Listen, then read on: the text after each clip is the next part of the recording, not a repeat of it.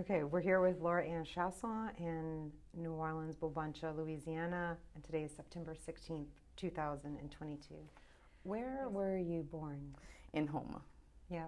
Can you tell us a little bit about where you grew up and what that kind of life was like for you as a young person? Well, I lived in the Houma area where there's a whole bunch of Indian people from all the bayous that lived there, and it was in that area there that all the tribal people from the different bayous moved there for education purpose because of LaCourt, the McDonald Indians, and the Degville School. Mm-hmm. So it's a whole community of Indian people within the Houma area. Mm-hmm. And so, but my dad's family is from Ile-Jean-Char, and my mom's side, the family's from the Grand Kaya, Dulac area, okay. And Dularge. You have a practice in traditional basket making, and you do a lot of things. Can you tell us a little bit about that practice and what are the things that you are creating? Well, my great grandmother or my great grandmother is the last one that we know. My great grandmother was the last one that we know that did a half hitch stitch, and so that was discovered probably about 10 years ago, and so Roy has it, and so that basket is in poor shape, very poor. It's not a good. It's bad shape, really. Mm-hmm. And so when I found out that was my grandmother, I was like all excited, and I couldn't afford it. So I was like, oh no, I'm not gonna get that. Mm-hmm. But my grandfather, my great grandfather, was a famous basket weaver. Everybody knows about Nunksiril Billiat, Ivy's daddy. Mm-hmm. But his oldest brother was my grandfather, and Frank, and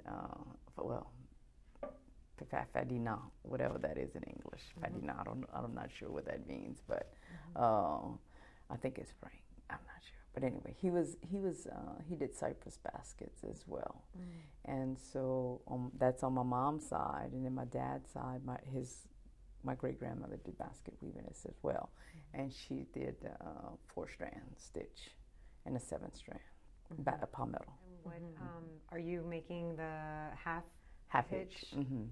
And do you do any other? I could do the 4-strand. I could do the 4-strand basket. Yes, I'm not good at it, and I also know how to do the cypress basket. But you can't harvest cypress trees any longer. So the last class we did, that was I honestly don't know when was the last time we did that basket. But it was at the Grand Kaya Dulac Gym. And we did a Cypress class on teaching the baskets to the young folks.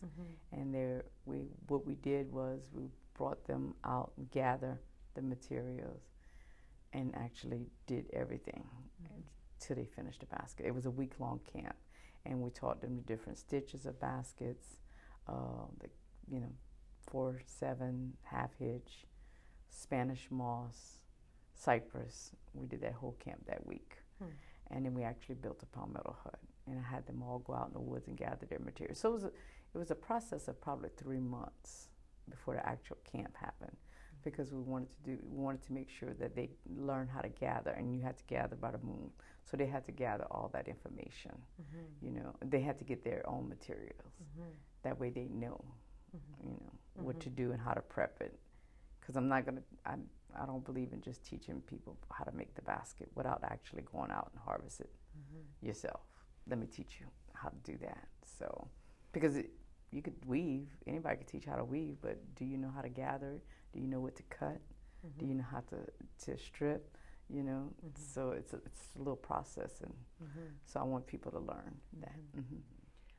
And what about the other materials? Are they easily accessible? You can see it.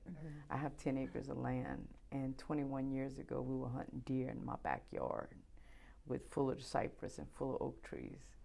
Now we're fishing redfish in my backyard, and that's only in 21 years the change. Yeah. And I started when I got my 6 boys, I was 17, and I seen there was a need for our tribal people that didn't have any. There was nothing with the kids to do on the bayou, in Grand Caille area. They had the gym for the basketball. Some people played ball, but nothing culture that I thought. And so I started with the youth program, and then Katan and Chicken, I don't even know their real name, but 2 elders would help me. I would go around. I had a truck, and I would go all around the bayou and pick up these kids, drop a load off. Put them on my back end, just line them up and drop them off, and then go back, drop them off, do that. I would do probably 4 or 5 round trip, and the elders would keep them occupied while I was doing that. And then after an hour and a half of just doing that, then we'd have an hour meeting or whatever on cultural activities, and then go back again and do all that. Yeah. But we did that for a long time, for years we did that. Yeah. And then we started the Bayou Eagle group, and that started, Louise and I had started that at the gym, and dance troupe, like dance group and cultural activities, because I think it's important that our young people learn who they are